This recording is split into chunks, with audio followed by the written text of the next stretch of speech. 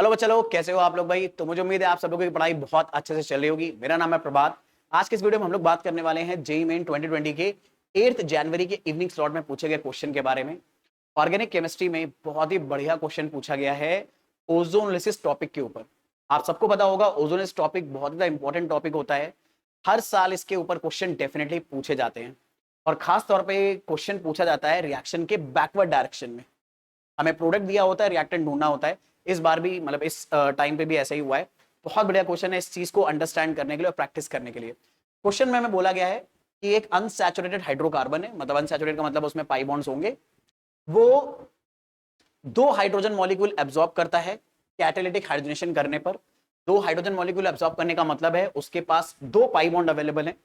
पर अगर हम ध्यान से प्रोडक्ट में मतलब जो हमारे ऑप्शन दे रखे हैं उनमें देखें अगर, तो हर कंपाउंड में दो दो ही पाई बॉन्ड दे रखे हैं। 2 पाई बॉन्ड का मतलब है आप 2 डबल बॉन्ड ढूंढ सकते हो या एक ट्रिपल बॉन्ड। सब में यहाँ पर 2 जगह आपको पाई बॉन्ड दे रखे हैं। ठीक है, 2 डबल बॉन्ड दे रखे मतलब 2 पाई बॉन्ड होंगे। तो यार चारों मॉलिक्यूल में अगर ये चीज प्रेजेंट है तो इस इंफॉर्मेशन का कोई खासा यूज मुझे नहीं लग रहा कि कुछ हो सकता है। आगे बोल रहा है कि जो रिएक्शन है एक्स की, जिस हाइड्रोकार्बन के बारे में हम बात कर रहे हैं वो कुछ ऐसी है कि पहले हमने एक्स का ओजोनोलिसिस कराया। अब इस रिएजेंट को देखते ही आपको तुरंत पकड़ में आ जाना चाहिए ओजोनोलिसिस हो रहा है। फिर हमने उस ओजोनोलिसिस को कराकर ए बनाया। हो सकता है ओजोनोलिसिस करा को जब हम ओजोनोलिसिस कराएंगे तो हो सकता है एक से ज्यादा प्रोडक्ट बने, क्योंकि ओजोनोलिसिस में कई बार जो डबल बॉन्ड होता है वो टूट जाता है और एक से ज्यादा प्रोडक्ट बनते हैं। तो उस प्रोडक्ट में से एक ही रिएक्शन हम दरअसल में करा रहे हैं टॉलेंस रिएजेंट के साथ। जो बच्चे नहीं पहचानते ये रिएजेंट टॉलेंस रिएजेंट है। अब इसकी रिएक्शन जैसे टॉलेंस रिएजेंट से हम करा रहे हैं तो प्रोडक्ट बन रहा है 3-ऑक्सोहेक्सेन डाइकार्बोक्सिलिक एसिड। हमें एक्स को ढूंढना है। तो ये रिएक्शन बैकवर्ड डायरेक्शन में जाने वाली है, तो हम इसे प्रोडक्ट से बनाना शुरू करते हैं। और मैं फिर से आपको बता दूं कि ये रिएक्शन, इस टाइप की रिएक्शन जिनमें प्रोडक्ट दे रखा होता है और हमें ओजोनोलिसिस से पहले वाला रिएक्टेंट ढूंढना होता है, बहुत ही कॉमन है। तो अगर आपको अच्छी रैंक स्कोर करनी है, कट ऑफ क्लियर करना है, तो इस तरह के क्वेश्चन, इस तरह के टॉपिक जरूर आप प्रिपेयर करो ओजोनोलिसिस के ऊपर। फटाफट क्वेश्चन को स्टार्ट करते हैं। क्वेश्चन हमने समझ लिया अच्छे से कि क्वेश्चन क्या है। अब अगर बात करें सोल्यूशन की, तो हमें जो प्रोडक्ट दे रखा है वो दे रखा है 3-ऑक्सोहेक्सेन डाइकार्बोक्सिलिक एसिड। अब ये जो कंपाउंड है पहले इसका स्ट्रक्चर बनाना पड़ेगा, क्योंकि इसी से हम सोच पाएंगे कि बैकवर्ड कैसे जाएंगे। तो हमें हेक्सेन डाइकार्बोक्सिलिक एसिड दे रखा है, तो हमारे पास मॉलिक्यूल में 6 कार्बन होंगे। डाइकार्बोक्सिलिक एसिड का मतलब है पहले और लास्ट कार्बन के ऊपर 2 सीवेच लगे होंगे, क्योंकि सीवेच की लोकेशन नहीं बताई है ना। जब लोकेशन नहीं बताई है तो इसका मतलब है ये चेन के एंड्स पर ही लगे होंगे और किसी एक एंड से थर्ड कार्बन पे लगा हुआ है ऑक्सो, तो सीओ ग्रुप हमने लगा दिया। अब ये कंपाउंड जो बना है ये दरअसल में टॉलेंस रिएजेंट की किसी चीज से रिएक्शन करके बना है। अब मेरे बच्चे दरअसल में टॉलेंस रिएजेंट एल्डिहाइड्स को ऑक्सीडाइज करता है कार्बोक्सिलिक एसिड में। तो अगर आप रिवर्स सोचोगे तो जहां पर कायदे से कार्बोक्सिलिक एसिड लगा है वहां पर एल्डिहाइड होना चाहिए।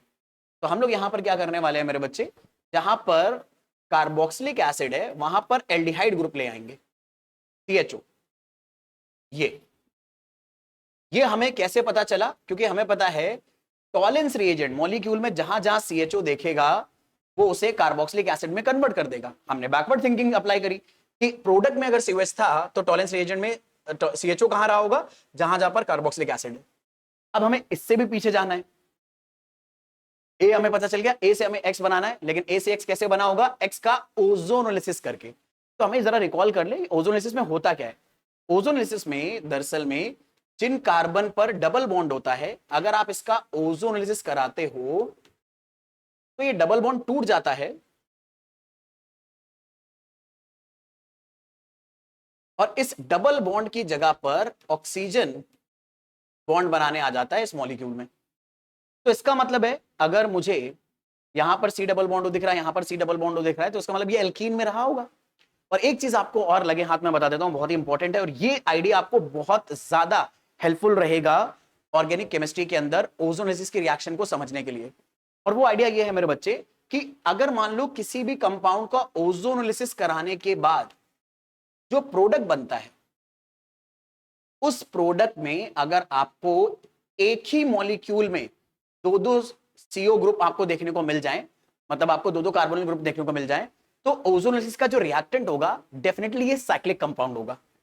क्योंकि अगर यहां पर अगर मैं ध्यान से देखूं कितने कार्बन अपने पास है, 1 2 3 4 5, अगर ये 5 कार्बन साइकिल के अंदर होंगे तभी इस पाई बॉन्ड को तोड़ने के बाद, क्योंकि जैसे हम ये पाई बॉन्ड तोड़ेंगे इन दोनों कार्बन के बॉन्ड खुल जाएंगे, मतलब ये कार्बन अलग, ये कार्बन अलग, जैसे ही हम इस पाई बॉन्ड को तोड़ेंगे। लेकिन इस पाई बॉन्ड को तोड़ने पर पूरा मॉलिक्यूल ना बिखरे, इसके लिए जरूरी है कि ये कार्बन इस कार्बन से जुड़ा रहे, ये इधर, मतलब एक साइक्लिक स्ट्रक्चर बना रहे। तो साइक्लिक स्ट्रक्चर एक ऐसा स्ट्रक्चर हमें प्रोवाइड करता है कि ओजोलिसिस करने पर एक ही मॉलिक्यूल में आपको एक जगह पर एक से ज्यादा, एक ही मॉलिक्यूल के अंदर एक से ज्यादा सीओ ग्रुप आपको देखने को मिलेंगे। अब इस बात का हम फायदा कैसे उठाएंगे? हमारे प्रोडक्ट में भी, हमारे इस पर्टिकुलर कंपाउंड में भी एक ही मॉलिक्यूल में दो जगह पर सीओ ग्रुप है, बल्कि दो नहीं तीन जगह पर सीओ ग्रुप है। इसका मतलब है जो रिएक्टेंट रहा होगा उसमें इन तीनों जगहों पर पहली बात तो डबल बॉन्ड रहा होगा इन तीनों कार्बन पे, और दूसरी बात ये एक साइक्लिक स्ट्रक्चर रहा होगा।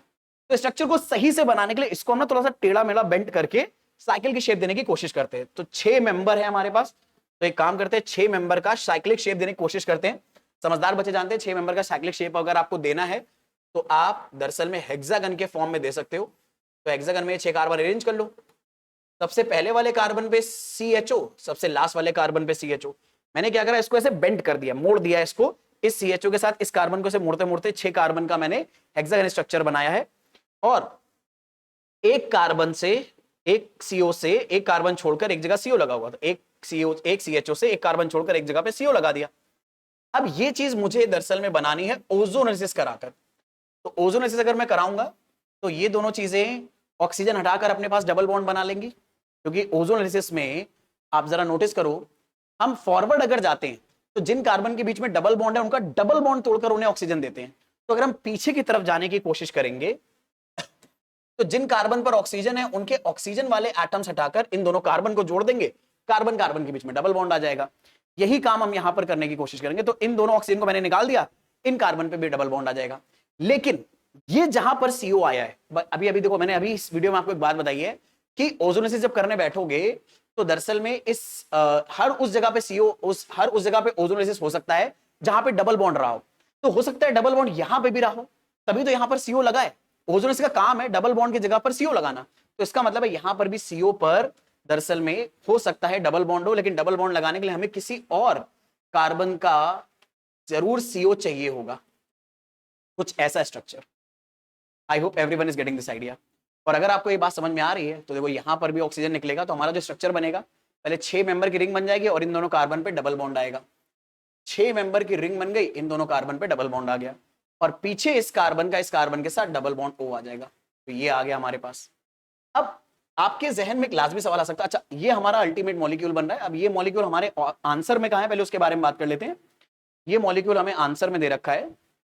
एक बार रिंग के अंदर हमें डबल बॉन्ड चाहिए और डबल बॉन्ड से एक दो दूसरे कार्बन पे डबल बॉन्ड चाहिए। तो रिंग के अंदर डबल बॉन्ड, और ये पहले ही कार्बन पे डबल बॉन्ड लगाए, रिंग के अंदर डबल बॉन्ड पहला, दूसरा, दूसरे कार्बन पे डबल बॉन्ड हमें मिल गया, यानी हमारा जो फाइनल प्रोडक्ट है वो तो D है। लेकिन आपके जहन में एक लाजमी सवाल आना चाहिए, अगर आप थोड़ा दिमाग लगा रहे हो, अगर सिर्फ आप आंसर पे फॉलो करना चाह रहे हो तो आंसर तो आ गया, लेकिन अगर आप दिमाग लगा रहे हो तो आपके दिमाग में जरूर एक कंफ्यूजन आया होगा कि जब यहां पर CO आ गया था और हमारे कंपाउंड में भी एक जगह पर CO दे रखा है, तो हम A ऑप्शन को चूज क्यों नहीं कर रहे, हम एक एक्स्ट्रा ये क्यों सोच रहे हैं कि यहां पर एक और रिएजेंट आएगा हमारे पास, जिस मतलब एक और हमारे पास पार्ट होगा जिसमें CH2O हो सकता है, ताकि यहां का भी ओजोनोलिसिस से बैकवर्ड रिएक्शन बनाए तो इन दोनों कार्बन के बीच में डबल बॉन्ड आ जाए। हमने ऐसा क्यों सोचा? तो इसका जवाब बड़ा सिंपल है। मान लो अगर मैं यहां पर CO ना सोचता, इमेजिन करो ये नहीं, और अगर इमेजिन करो ये नहीं होता तो इसका मतलब यहां पर डबल बॉन्ड O ओजोनोलिसिस ना करता किसी और के साथ और खुद डबल बॉन्ड O के फॉर्म में ही रहता। और अगर ऐसा रहता तो हमारा प्रोडक्ट क्या बनता, 6 मेंबर की रिंग, इन दोनों कार्बन पे डबल बॉन्ड और एक कार्बन छोड़कर CO, तो एक कार्बन छोड़कर CO। तो क्या ये जो स्ट्रक्चर है और हमें ऑप्शन में जो स्ट्रक्चर दे रखा है वो सेम है? तो यहां पर जिस कार्बन पे बाहर CO लगा हुआ है, ठीक है, जिस कार्बन पर CO ऑक्सीजन बाहर लगा है उसे एक कार्बन छोड़कर डबल बॉन्ड है।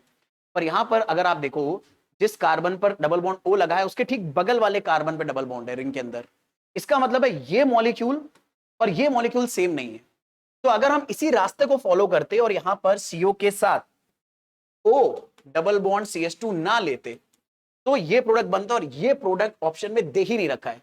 तो ऑप्शन वाले आंसर तक जाने के लिए हमें यह सोचना पड़ा कि यहां पर भी CH2 होगा। आई होप ये चीज आप लोगों को पकड़ में आई है मेरे बच्चे, और ये सारे डाउट आपको अच्छे से क्लियर हुए। तो इस लेवल तक सोचना पड़ता है कभी कभी अच्छे क्वेश्चन में कभी कभी बहुत ईजी क्वेश्चन आते हैं, कभी कभी अच्छे क्वेश्चन आ जाते हैं। तो आई होप ये चीज़ आपको समझ में आई है, और अगर आपको वीडियो पसंद आया है तो जरूर चैनल को सब्सक्राइब कर लेना, बेल आइकन प्रेस कर लेना, ताकि ऐसे टॉपिक के नोटिफिकेशन आपको मिलते रहे।